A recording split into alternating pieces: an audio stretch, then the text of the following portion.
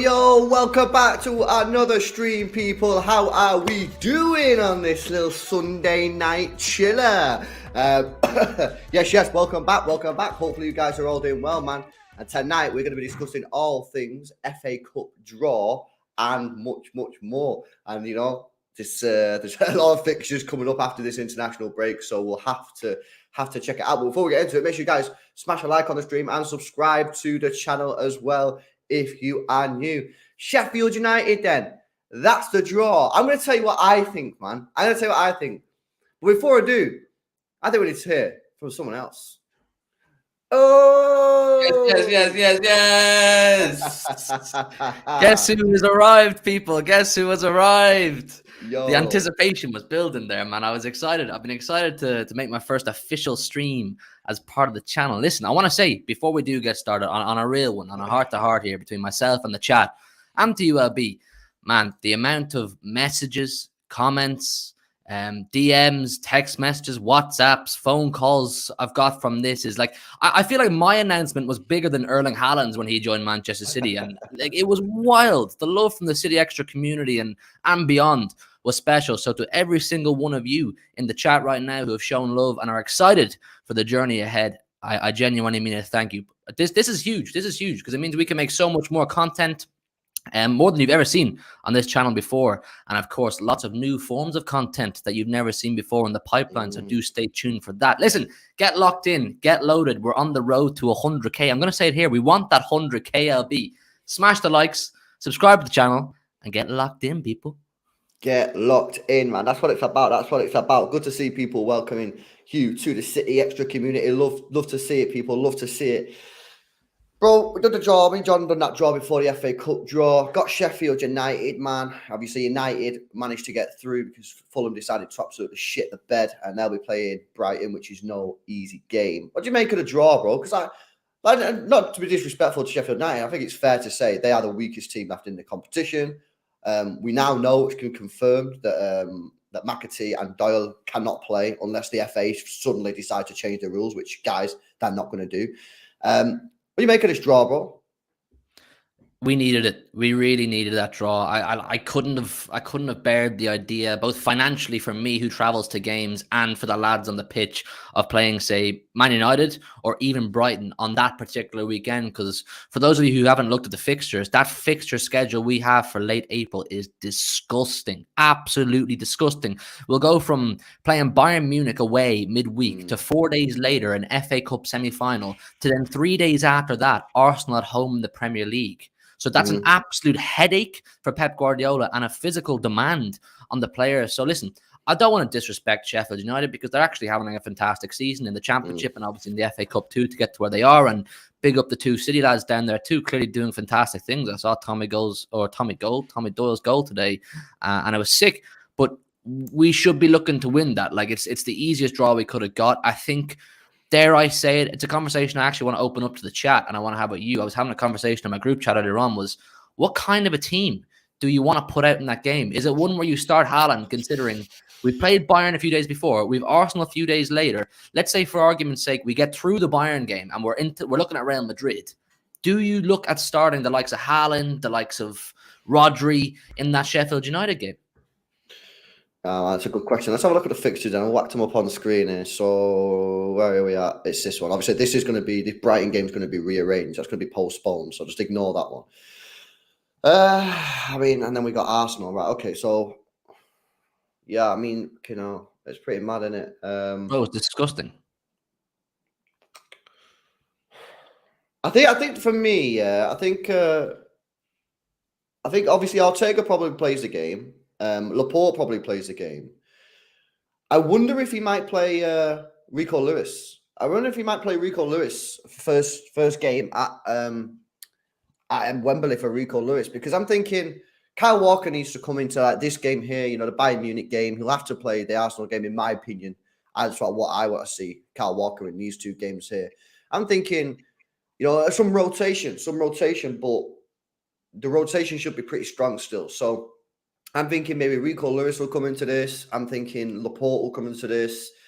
Maybe Calvin Phillips could play this game as well. Maybe a little bit of a push. Maybe it is a push, maybe not. Maybe some people will agree on that. Some people won't. I understand both reasons.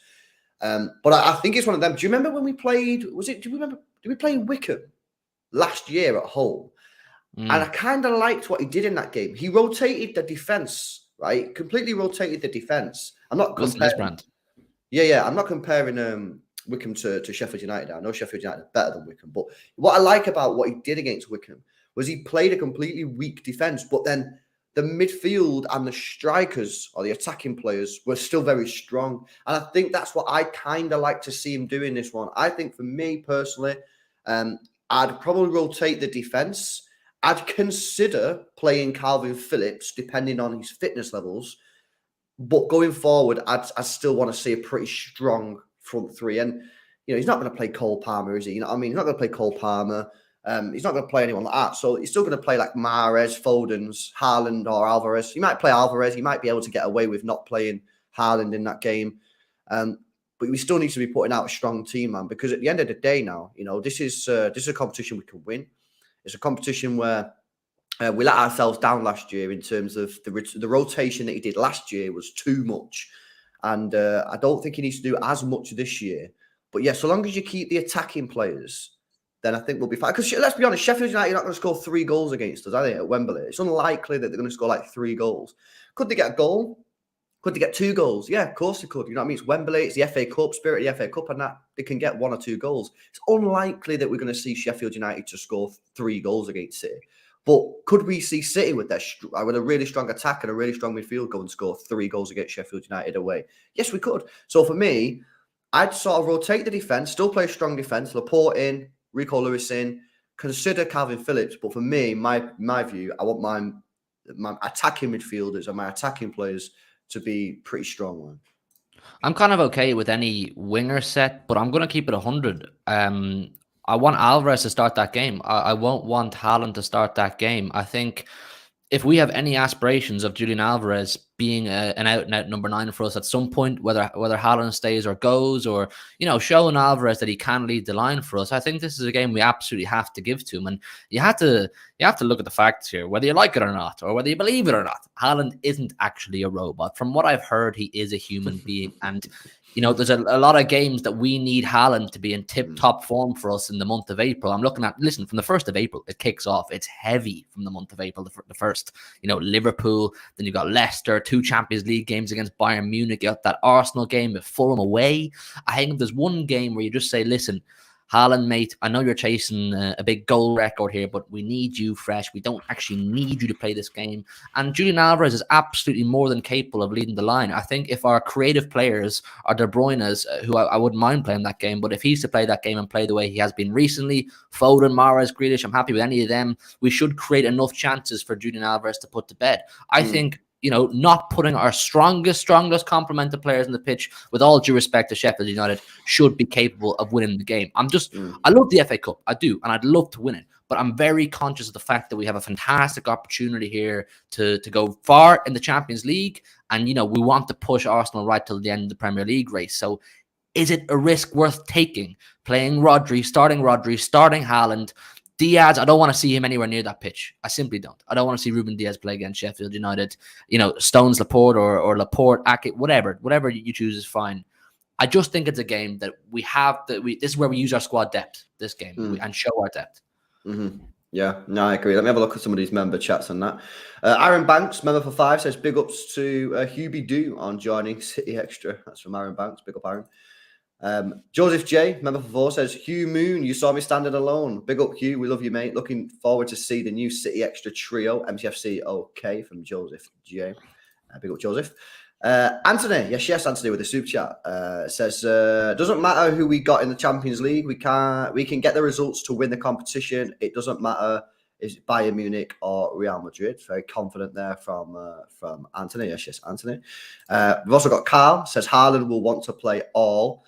At least the first 60 minutes. He might do, bro, but part of having galactical players like this, in my view, is knowing when to say, actually, mate, you know what I mean? Like, you might not have to play this game. And, we can... It's going to be a tricky one because, obviously, like bring up the fixtures again, man. The fixtures are madness. Look at this. You can't play Haaland in every single one of these games. If we look at the games, right, Haaland's going to play the Liverpool game, 100%. For me... Even though there's a gap here, I've been playing Haaland against Southampton as well because, we can't afford to be dropping points. Maybe, Southampton's a difficult place to go. It's 5:30 kickoff. They'll be fighting for their lives. Ain't going to be easy. He's obviously going to play the Bayern Munich game. Again, I can't really not see him playing. I've got to play him in the Premier League games. Probably going to play Bayern unless we absolutely smash Bayern in the first leg, which is unlikely. I would not be surprised to see Haaland not start against Sheffield United. And that's not because we're disrespecting Sheffield United. It's because we don't need to play Haaland. And we've got a world-class striker in Alvarez who can play. And then maybe bring, obviously, again, remember, guys, I've seen a couple of people in the chat. This game here, this Brighton game, is going to be postponed. So ignore that one. And then maybe bring Haaland back in here. But, yeah, Laporte, bring Laporte in. So how would our back 4 look then? Maybe something like Ortega in goal, because Ortega's clearly going to start. I go Rico Lewis. And then, maybe like a Kanji or John Stones with Laporte. And then probably, don't really have any other options at left back, right? We don't really have any other options at left back. So he's probably going to have to go Ake. I'd love to see Calvin Phillips start the game if it's possible. And then going forward, I'd just be playing my strongest 11, my strongest attacking players, bar Haaland. I think I would be looking at Alvarez thinking, come on, man. Surely you can do the job here. Surely you can lead the line. And but look, it's a hectic if you can look at this, guys. April. I mean, how many games were 1, 2, 3, 4, 5, 6, 7, 8 games? That's unbelievable. And the thing is, we need to win every single one. We need to. That's the reality. We need to win every single one. Maybe a draw away in Munich isn't so bad if we've already won the Etihad game, that kind of thing. But if we want to win the Premier League, we have to win every single game. We can't afford to slip up anymore. Arsenal have now got 10 finals. They're involved in absolutely nothing else. They have 10 league games left. That is their season. They win all 10 of those games. They win the Premier League. So we simply can't. We can't afford any slip ups. And FA Cup, if we want to win that, we got to beat Sheffield United. So this is where Pep has to be a bit pragmatic, a bit clever about his selections week in, week out. And I think that Sheffield United game is one we should identify as where you could maybe give Calvin Phillips, who, with the quality and experience he does have, or at least the experience he does have, he should be capable of going out into that game and, running the show in the middle of the park. And if he doesn't, that's when you start to say, right, okay, maybe he doesn't actually have a proper future at the club. It's as much a big opportunity it is for him as it is for us to win the FA Cup semi-final. So it's a very good game. I think if we want to stay in this competition, which we have done this far, it's the best draw we could have asked for at this stage of the competition. Like I said at the very start, if we had a draw in Manchester United in that game, I would have been there with my head in my hands like, oh no, this is an absolute disaster. You don't want to be coming back from Munich on a Thursday to have to go to Wembley on a Sunday to play that lot, to then have to turn your attention to those noisy ones down south, Arsenal, who are trying to win a Premier League. It's just way too much for my little brain to handle. Yeah, no. I mean, you mentioned Man United. They obviously got through today. Lucky in some senses, maybe not lucky in other senses, in the sense, I just said sense about 10 times. Because Fulham decided to absolutely crumble. Willian, don't know what he's really doing there, decided to just punch the ball away type thing. And then Mitrovic, so silly. It's funny because I said this would happen. I said, this is why Fernandes should have been sent off last week. He should have been made an example of that you can't touch the referee. But he wasn't sent off. Then the week after, it's funny how this shit works. Mitrovic does similar thing, albeit probably slightly worse, and gets sent off. They absolutely crumble. They're now against Brighton. Now, there's no guarantee that Manchester United will beat Brighton because Brighton are a fantastic side, and they'll be absolutely desperate to get themselves into the final at Wembley to return again. But what do you think of the prospects, bro, of meeting United in the final, man? Because obviously we've only done it before in the Community Shield. We've done it in the semi-final of the FA Cup, of course. And we've done it in the semi-final of the Carabao Cup. But that's not at Wembley. Mate, imagine meeting them in the final. I mean, we spoke about this on the stream today, on the FA Cup stream, me and Jordan, about like the risk and reward. Like, you face them in the final, the risk and reward is peaked because obviously the risk is you get beaten, it's disgusting, it ruins your life. You know what I mean? Dead. It's just a dead times. But if you win, great. It's like the best thing ever. You're beating your local rivals to win a trophy, the FA Cup. It's mega, man. But imagine playing United in the final, bro. That's kind of stinky, isn't it? It's horrible. I hate the thought. I can't bear the idea of having to come on to a Big Six show after that weekend and Saeed in my ear. He's bad. He's bad enough as it is. At the best of times, he's bad. The idea of him stealing a trophy away from us in Wembley is just disgusting. And look, if we are to go on and win this Premier League or take it down to the last day and say we get to a Champions League final, that would be a crazy period, man. Playing United in a final, a Champions League final in Istanbul, maybe more final day drama, which we're used to at this point too. But I do want to put the United fans wide at this point and say, Brighton ain't no pushover. Brighton are not no pushover. Have you seen the man they have up top? Big up from my local club. He was raised here in he's from Meath, but he came through the academy, Evan Ferguson, at my local club here in Dublin. This guy is a monster. This guy's 18 years old and he's playing like he's 26, 27 and scoring goals that if Haaland himself scored, you'd be saying that is a sick goal. So they're also in the top 4 race as well. So they're there for a reason. Top manager, a lot of top players who we've spoke about potentially going in for, and loads of other big clubs will be in for. So United will have their work cut out for them. I would not be surprised based off what I saw today from Man United. I mean, I don't know, did you watch the game? They didn't impress me until Fulham had their 2 players and their gaffer sent off. United did not impress me. That was a game that I looked at and said, oh, they're at home again. They seem to always be at home, by the way. They should be beating Fulham if they want to go and do the double that they're talking about. And they got ran around the park for the best part of an hour or whatever it was. And then, Fulham completely capitulated and anybody should beat a 9-man team. So, listen, are they guaranteed to be in the final? Absolutely not. But the idea of playing them in that final, I don't even want to talk about it yet. Yeah, I mean, Brighton are a sick side, man. I'm glad you mentioned top 4 because I've been saying that Brighton still got a chance of getting top 4. And people are like, nah, no chance they're 7th. But look at the games in hand, man. You know what I mean? Like, look at Tottenham here. 28 games, 49 points. Brighton are on 25 games. So 3 games in hand. And they're only, what's that, like 7 points behind? So they can easily do it. They've got some big games coming up. Don't get me wrong. But Brighton are a difficult side. And I don't really fancy playing either of them. I think both of them would be kind of difficult to play against. I think Brighton are a top side, and De Zerbi, in my opinion, is a Champions League level manager, managing Brighton. So it's going to be an incredible situation. Well, of course, we have to get past Sheffield United first, which, I say won't be easy. I mean, I didn't think Burnley would be easy, but we made that look quite easy. But the difference is we're going to be going into this game having just played Bayern Munich 2-3 days earlier. Traveling down, and that's away as well. And then traveling down to Wembley, it's tricky. And Sheffield United are going to be missing McAtee and Tommy Doyle. Neither of them are eligible to play in the competition against Manchester City because obviously we own them. They're only there on loan. It's still be tricky. And Sheffield United, by that time, maybe they might have sealed their maybe not sealed, but maybe close. I'm going to have a quick look at the table, see where they're at. In fact, let me have a look at this. So this is where they are now. They're currently 70 points. They've got a game in hand on Middlesbrough, who are below them. So if they win that, they go 6 points clear. Obviously, they pick 46 games. So you never know, man. If they can put a couple of wins together, after the return of the international break, and then maybe in a situation where they can just afford to rest their players the week before and then full send the league, then maybe it's possible. Maybe it's possible that they could do something. But realistically, we should have too much for Sheffield United, man. But we should have had too much for Wigan, and look how fucking that turned up. You know what I will say, though, on the flip side, is that just for argument's sake, I really hope this doesn't happen, God willing, but if we don't get past Bayern Munich and we get knocked out of the Champions League quarterfinal, yeah, we'll go through the pain of all that and talk about that at the time comes. But if that should happen, full send that Sheffield United game, put Haaland out, put everybody out, right? We need to guarantee some silverware at that point, So if we lose Champions League, sorry, Calvin, you're out of the starting lineup. Sorry, Alvarez, unless you're playing in that role that we saw the other day. You're not number 9 anyway. Haaland's going back in there because we can't go trophyless anyway. I like to think that there's a trophy, at least one there for us to get this season. So it really does hinge massively on how that Bayern Munich tie goes. Win the Bayern tie, I'd consider resting a few players or not starting them. Lose the Bayern tie, full send Sheffield United. I'm sorry, Sheffield fans. That's when we come for you at that point. Yeah.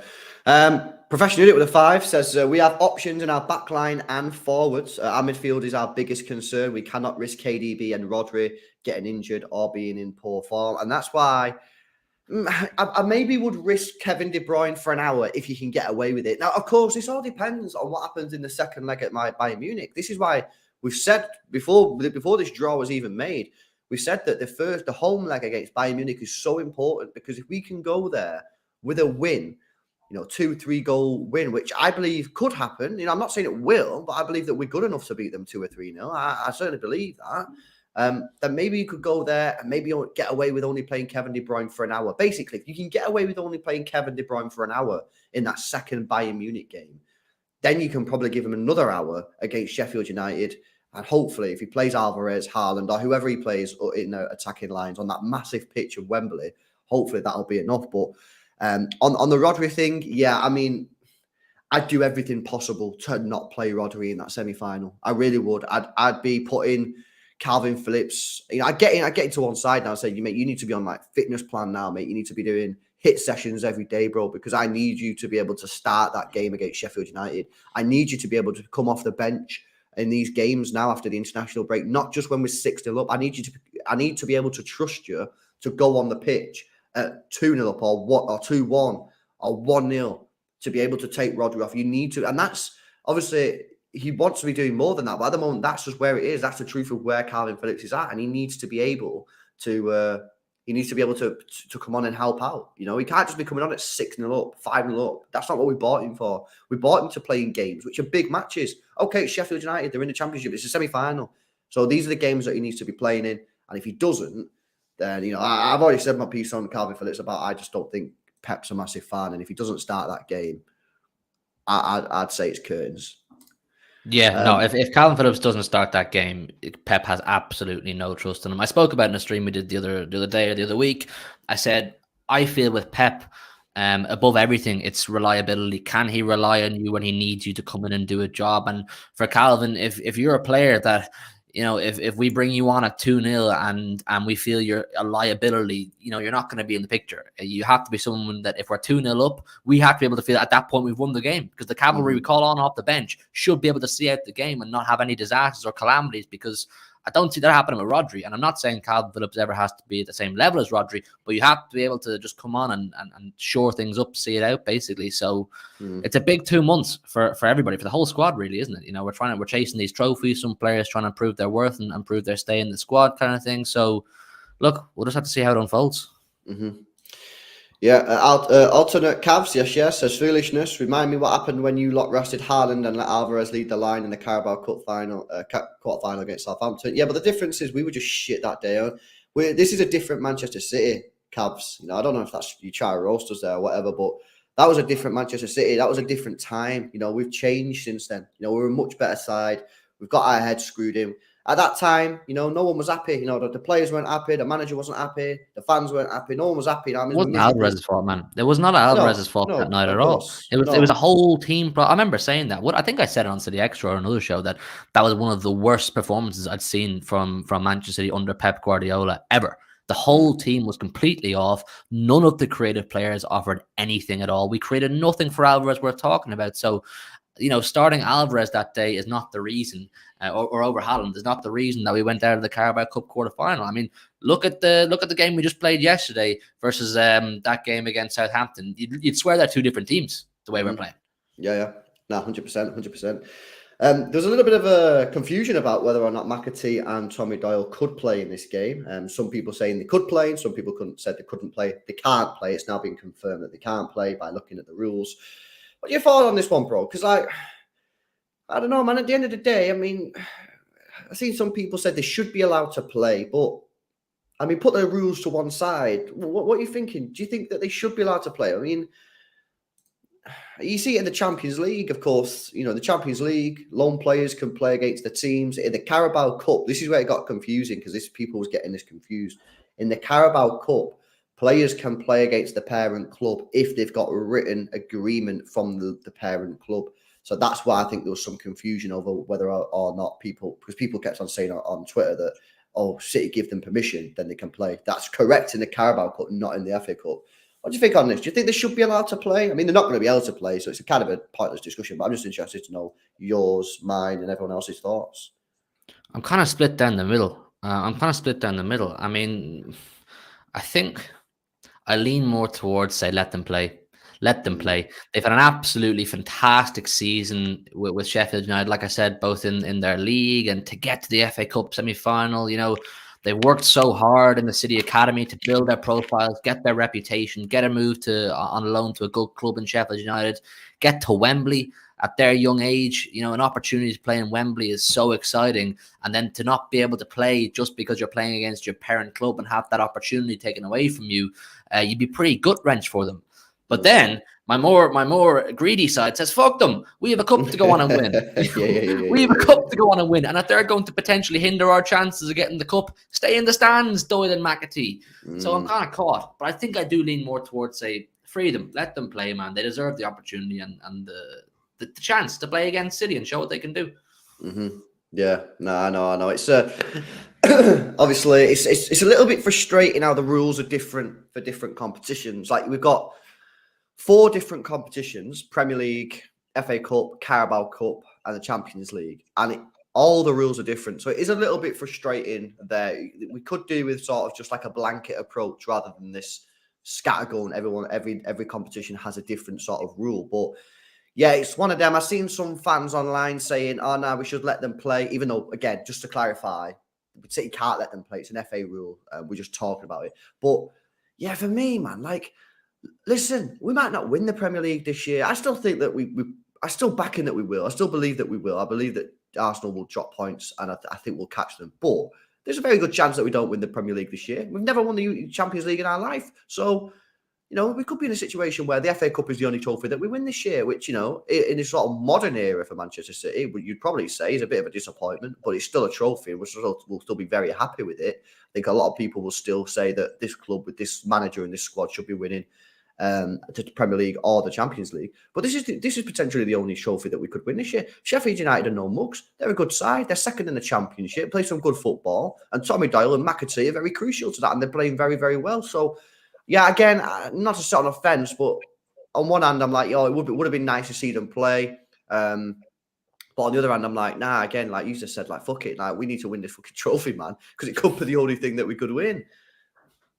Yeah, that's it, man. That's it. And I feel it for them because they're probably sitting at home tonight absolutely gutted. Absolutely gutted. Especially Tommy Doyle, man. You see his goal today? It was absolutely class. A rocket from outside the box to send the team to Wembley. He puts up a tweet. I saw his tweet. He says, or on to Wembley we go, or one of those cliche ones. And he's probably buzzing. The draw happens, playing against City. Oh, let me check the rules. I can't fucking play. Yeah. Like, you'd be gutted for the kid. You really would. But like you said, the game is the game, and it's the game is about winning trophies, unfortunately, and we have a trophy to go on and win. But yeah, listen, we're in the semi-final, and you may as well go on and push for it. If you're in a semi-final, you're 2 games away from winning a trophy. You may as well go on and push for it. But just to go back over everything we said, us not playing our strongest 11 should be capable of beating this Sheffield United team. And I would imagine, I haven't watched a huge amount of them, I don't know if you have. I would imagine they're significantly weakened without Tommy Doyle and James McAtee. 2 creative players, engine room, midfield kind of players. I'd imagine 100%. That's a big blow for them. So We And should I be think looking. 100%, mate, 100%. You know, Torrey Doyle has had a steady season, and he seems to be really putting in some top performances at the moment. And McAtee struggled at the beginning part of the season. I don't really think he understood the system or they understood him, but he's grown in stature at Sheffield United as well. So it's a massive loss. But again, I've also got to say, from a Sheffield United point of view, this is a slight risk that you have when you loan two players from one club. Sheffield United will respond to that and say, well, we didn't fucking know we was going to get to the semi-final of the FA Cup and play Manchester City. Like, that's beyond our wildest dreams for this season. So, you know, it's horses for courses. It is what it is. I suppose that's a slight risk when you loan players. It's a slight risk when you loan two players from the same club. I'm sure they'll be gutted for it now. They'll all be talking about it and thinking, shit, that's gutted. On the day, they probably won't really care that much. They'll just be enjoying themselves, and hopefully they give it a good show for their own fans. And I'm sure they will. And I'm sure it'll be a good day out, regardless of the result. Big up Professional with a $2 donation. He says, what position does Lavia play? He's a CDM, and obviously City do have a buyback on him. And this is something that people have spoke about a lot in terms of potentially, if you do want to get rid of Phillips, could you go in for Lavia and get that £40 million buyback? Possibly. I mean, he's done very, very well this season in the Premier League. Not Sheffield United. Southampton are likely to get relegated the way they're going. So, yeah, I mean, he's not going to be there next season, is he? Let's be honest. I read today on Twitter, I don't know how true it is, I don't know if you saw it, that our buyback clause doesn't become active until the summer of 2024. See, it's very, very funny you say that, because I've not seen this anywhere in any articles. However, I've started seeing this on Twitter as well, but I've not seen this on any official sort of journalist or anything like that. All I've seen is that boom, City have a buyback 40 million. Now, it may be true. It may be true that only is not this summer; it's the season after. But I mean, regardless, surely someone's picking him up. If it's not City, surely someone else is going to go in for him in the summer. Maybe a Chelsea, obviously, apparently wanted him, because let's be honest. I mean, he can't be playing Championship football. He can't. He's got to be playing Premier League football. So surely someone's going to come into him. It's just whether or not someone does. And if there's no buyback, how much is Southampton going to demand? I mean, I think they shed 15 million quid for him. If I remember, something like that, 10 to 15 million quid, I think they paid for him.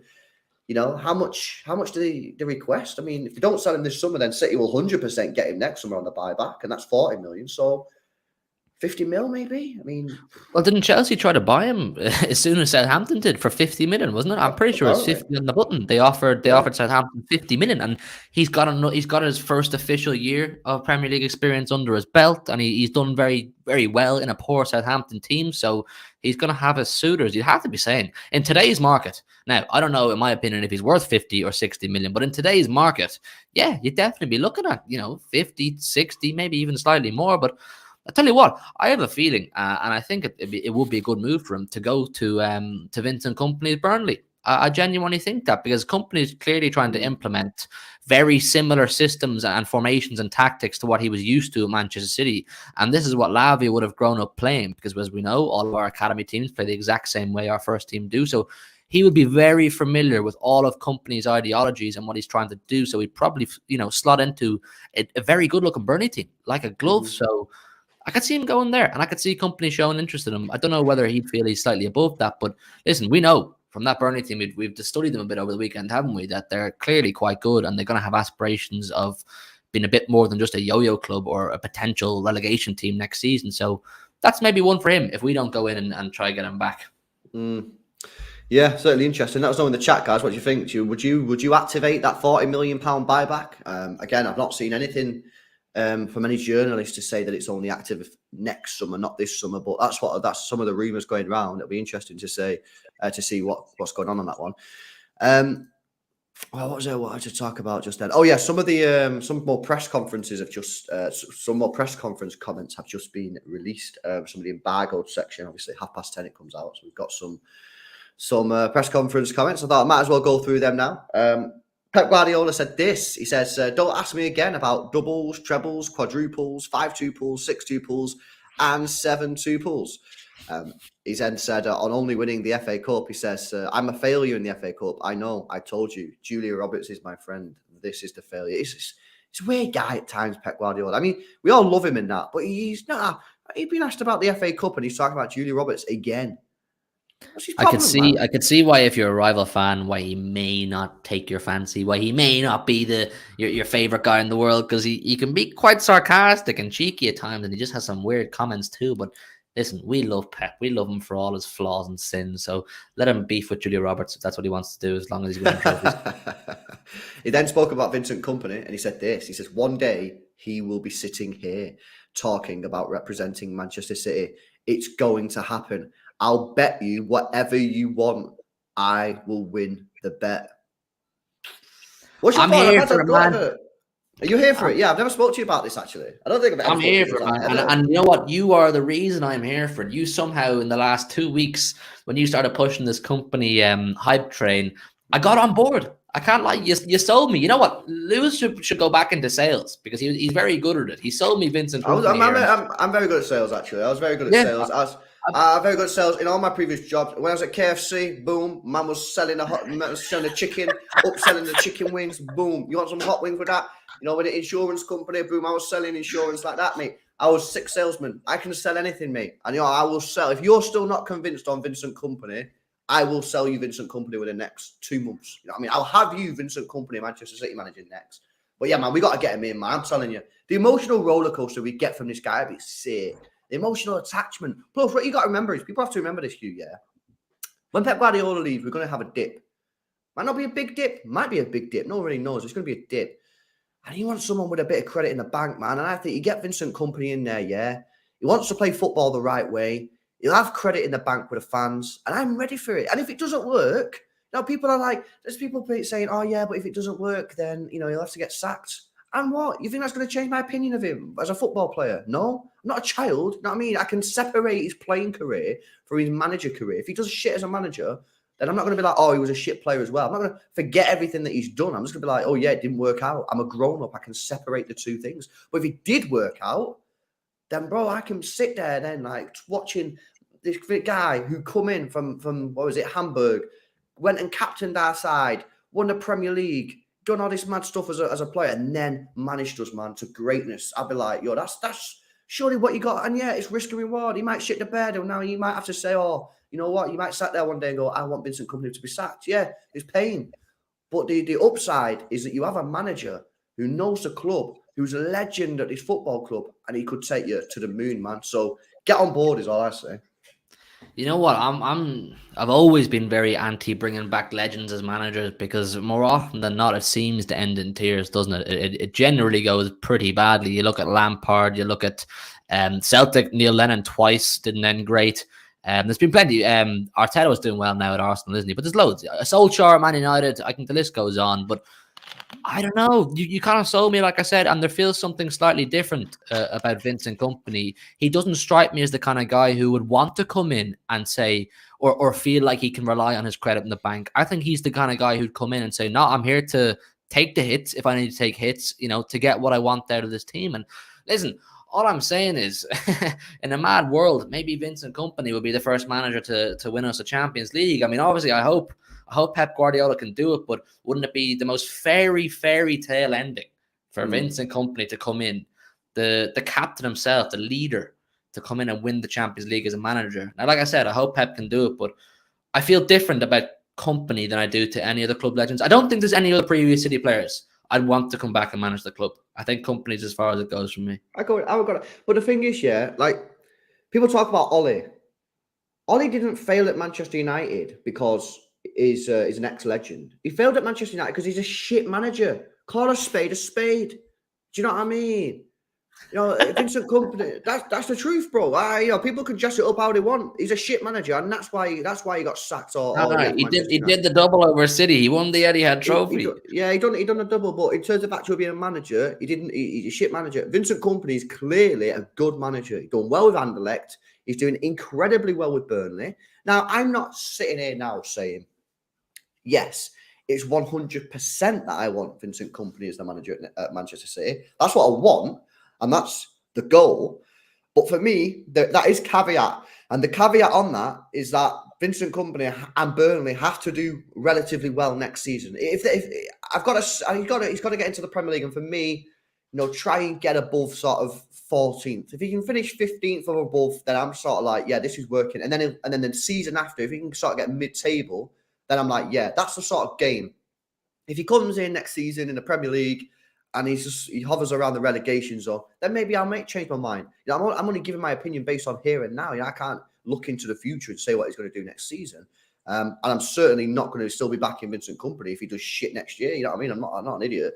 But if there's a chance that we can get him in, then yeah, I'm on for it, man. Obviously, Luis Enrique was the one that I wanted before now, but change my mind, man. I'm looking at Vincent Kompany now thinking, I'm ready for it. And if it goes tits up, then it goes tits up. We move, you know what I mean? Football, there's more to football, you know what I mean? Than that. And I want that emotional roller coaster. And Vincent Kompany can give me that, man.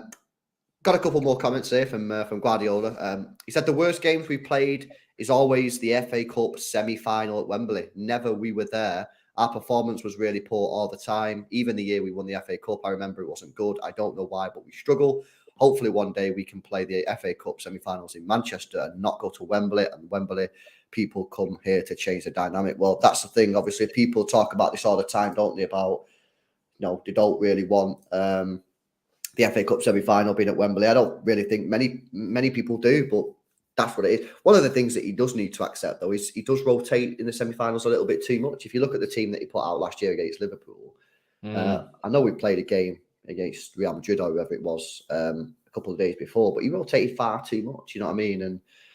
And so, yeah, that's probably one of the reasons it's poor. But, yeah, the FA Cup Wembley thing, I mean, it's never going to change. They obviously do it for the money. It's always going to be at Wembley, isn't it? You know, the semi-final. I've no issue. I don't actually have much issue with it, contrary to what most people think, because you know what? It gives clubs like Sheffield United, it gives clubs like, you know, who wouldn't usually have much of a sniff of getting a chance to have a day out in Wembley, a chance to maybe feel they can go to Wembley. You know, like for plenty of years, it was a pipe dream for us to feel we can go to Wembley, and I've had so many great days out going there. I love it. I love going there. So if other fans of other clubs who don't usually get the opportunity to go to Wembley get the opportunity, enjoy it. You know, I understand why people don't like it, because it is probably primarily for money, but on a more wholesome level, let the smaller hitters have their chance. Mm-hmm. Yeah, facts. Pep Guardiola, on his plans during the international break, he says that he's going to go to Barcelona. Of course, he was there tonight, wasn't he, at the El Clasico? He was in person there, so he's been watching a little bit of football tonight. And then he says he's also going to go to Abu Dhabi. So he said it's perfect for him. He said, we'll pray the Manchester City players come back with no injuries. I said, come back fit. You know what you need. You work every day with our incredible staff. What you need to be fit. You have to do the same with the national teams.